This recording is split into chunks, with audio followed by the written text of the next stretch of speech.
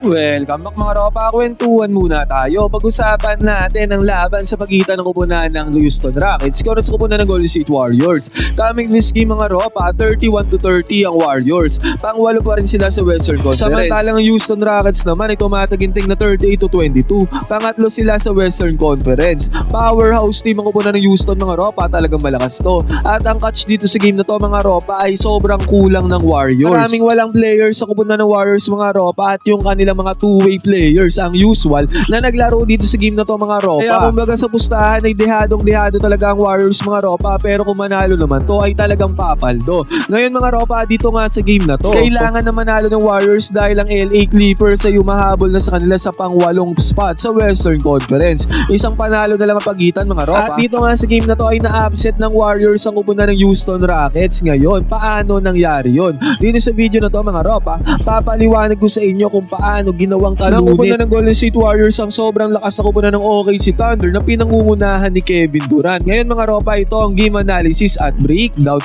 Golden State Warriors versus kupunan ng Houston Rockets. Simulan na natin to. Okay, game.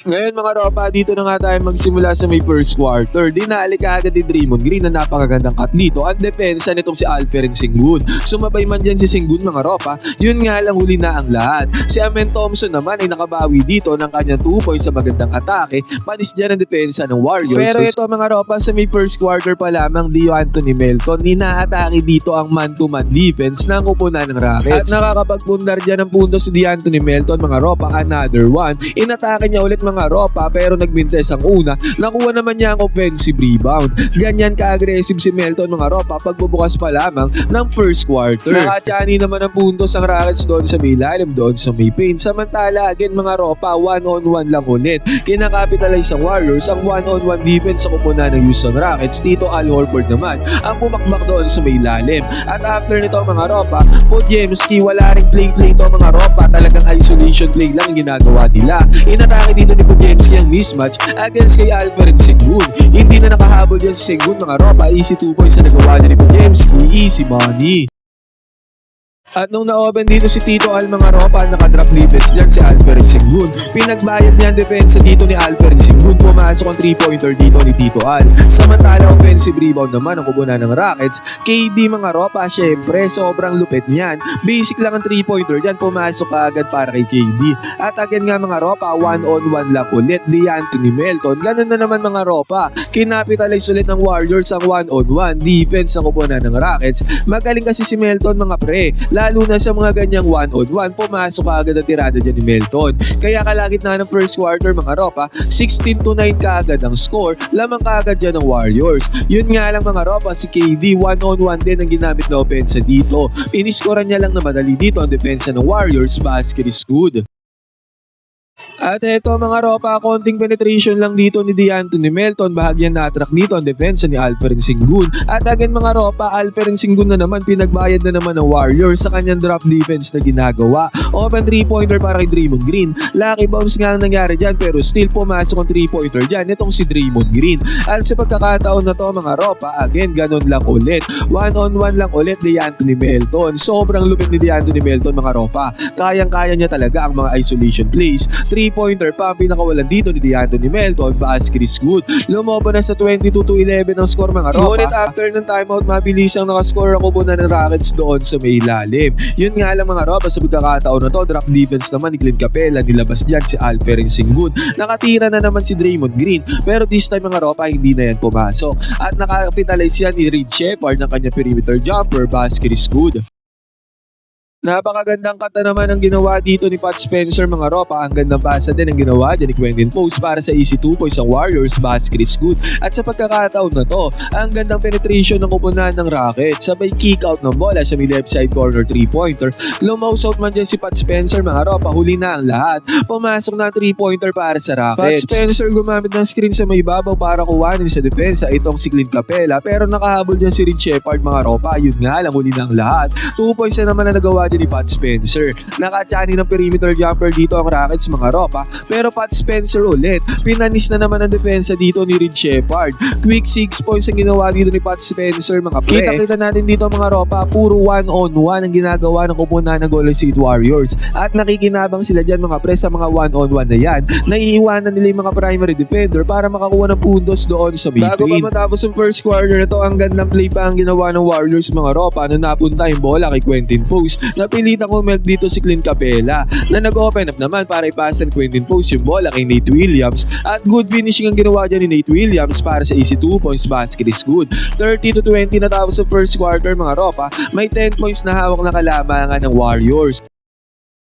Ngayon mga ropa, pumunta na tayo sa may third quarter. Tumalon tayo sa may third quarter kasi nakahabol dyan ako po ng Rockets. 51-49 na score. 2 puntos na lang lamang dito ng Warriors. At ito mga ropa, napakagandang play kaagad ang ginawa dito ng Warriors. Pineke nila ang hand-off papunta kay DeAnthony Melton. Ngayon mga ropa, pansinin din natin si Draymond Green na nag-set ng off-ball screen dito para kay Podziemski. Ngayon mga ropa, akala ng Rockets ang hand-off play ay para kay Melton. Pero nung nakaligtas na dito itong si Podziemski sa bibabaw dahil sa off-ball screen ni Draymond Green, kitang-kita natin tendency outcome niyan. Open na open si Pod sa may 3-point area. Kahit na malayo yan mga ropa, iti-take yan ni Podziemski. Successful play na yan na iwanan na siya ng open kahit malayo. Pumasok ang 3-pointer dito ni Podziemski. Basket is good. At after niyan mga ropa, nag-turnover naman dito si Kevin Durant. Kaya basic 2 points na nagawa dito ni Podziemski sa may fast break. At ang malupit dito mga ropa, Guy Santos. Napakalupit talaga sa mga backdoor cuts na katulad nito. Iwan yung defender pasa ni Draymond Green. Easy 2 points basket is good. Nakachani naman ng 2 points dito ang kupunan ng Houston Rockets mga ropa, pero good offensive rebound naman ang ginawa ni Tito Al Horford para sa easy 2 points. Naiwanan naman ni Tito Al dito sa may depensa itong si Alperen Sengun, kaya open mid-range jumper ang napasok dyan ni Alperen Sengun. Pero again mga ropa, Tito Al Horford na naman. Ang gandang basa na naman ginawa doon sa may ilalim. Easy 2 points ulit na nagawa dyan ng Warriors. Kaya naging 62-54 ang score dito mga ropa. Lumobo ulit sa 8 puntos sa kalamangan ng Warriors. Ngayon mga ropa, sa pagkakataon na to, KD, konting dribble lang ang kinailangan sa may perimeter jumper, basket is good na yan mga ropa. At napakagandang play ang ginawa dito ng Warriors. Signature split action play nila mga ropa, yung umahabol na defender dito kay Brandon Podziemski, naharangan dito ng screen nitong si Draymond Green. Di ko alam mga ropa kung legal or illegal screen ang sinetup dyan ni Draymond Green, pero parang illegal kasi yan mga ropa, pero still, hindi yan tinawagan ng referees. At na-open up naman dito si Brandon Podziemski sa may 3-point area, ilista na para kay Podziemski, basket is good. Agara naman bumawi si Alperen Sengun doon sa may ilalim mga ropa. Yun nga lang, mabilisan lang. Heto, napakaganda din play nito. Pagbaba dito ni DeAnthony Melton mga ropa, nag-set ka agad ng ball screen dito itong si Draymond Green. Ang purpose ng ball screen na yan ay para makuha ni DeAnthony Melton sa depensa itong si Alperen Sengun. At pinudrip ka agad ni DeAnthony Melton mga ropa, successful play ang ginawa dyan ng Warriors dahil nakapuntos dito si Melton against sa depensa nitong si Alperen Sengun. Yun nga lang mga ropa, sa pagkakataon na to, Kevin Durant binasic lang ulit ang tirada mga ropa, easy 2 points kaagad ang kanya nagawa. Pero ang bola mga ropa, nakuha ulit dito ng Warriors, DeAnthony Melton. Monster finish ang ginawa dito mga ropa. Sobrang init ni DeAnthony Melton, pero nakabawi ang Rockets doon sa may kabila para sa kanilang easy 2 points basket is good. Nagkaroon ng good defense dito ang Rockets mga ropa, at sa good defense yan sa may transition, 3-pointer ang kanilang napasok. Kaya nagkaroon ng run dito ang Rockets mga ropa, natapyasan talaga ang kalamangan dito ng Warriors. Ngayon mga ropa, pumunta na tayo dito sa may 4th quarter kasi naging dikitan lang naman talaga ang laban. 82-81 nga ang score, pero napangawakan na dyan ang Rockets ang kalamangan pagbubukas ng 4th quarter. At mabilisan lang mga ropa, DeAnthony Melton, 1-on-1 ulit. Ang lakas talaga ni Melton mga ropa, lalo na pagka mga ganitong isolation play. Pinanis niya ang depensa dito ni Reed Sheppard. At after nyan mga ropa, pick and roll gameplay ang ginawa dito ng Warriors. Natrack na dito ni Melton yung dalawang defender ng kupunan ng Rockets. Sabay roll naman dyan ni Al Horford mga ropa, perfectly executed pick and roll gameplay ang ginawa dito ng Warriors, basket is good.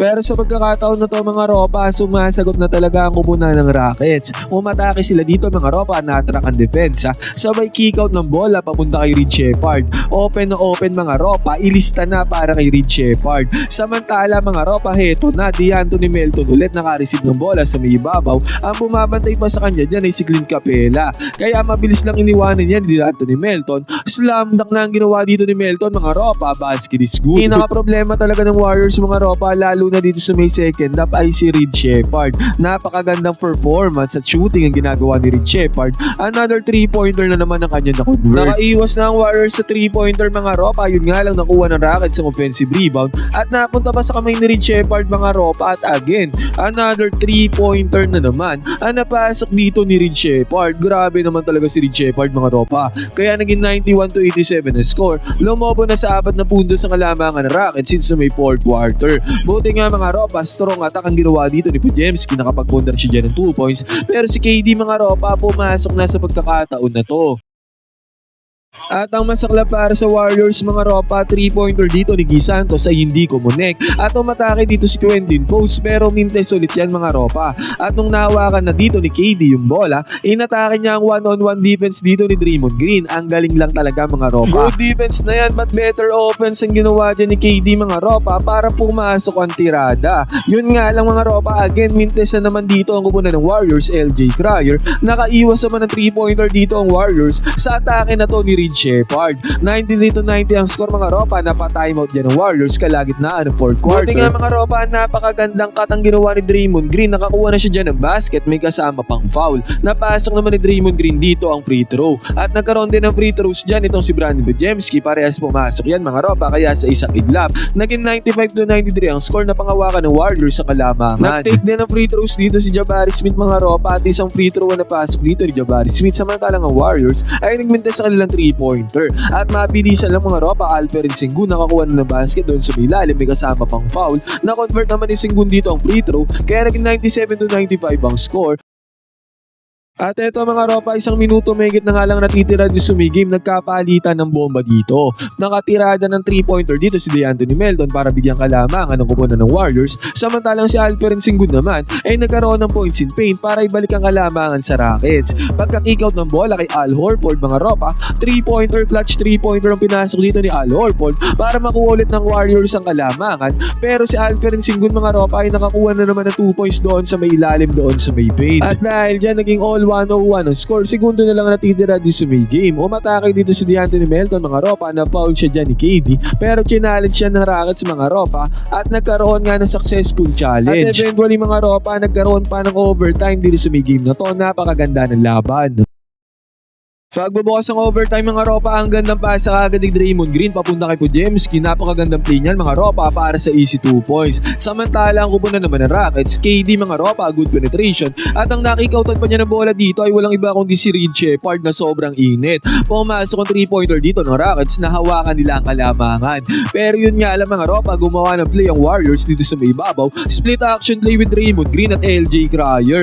Sobrang clutch ng 3-pointer na to ni LJ Cryer mga Ropa, pero still pumasok yan, basket is good. At si Alperen Sengun mga Ropa, nakapunos na naman para sa Rockets doon sa may lalim, doon sa may paint. Pero sa pagkakataon na to, split action play na naman ng Warriors. Draymond Green na naman mga Ropa, nagkaroon ng off-ball screen dyan. Open si Brandon Podziemski sa may 3-point area, pumasok, basket is good. At sa pagkakataon na to, nung naka-receive ng bola si Brandon Podziemski, ang bilis ng kanyang first step, iwan yung primary defender. Kaya nagkaroon ng easy 2 points dito si Podziemski. Sobrang clutch na yan mga Ropa, naging 111-107 na score. 1 minuto mahigit na lang ang natitira dito sa game na to.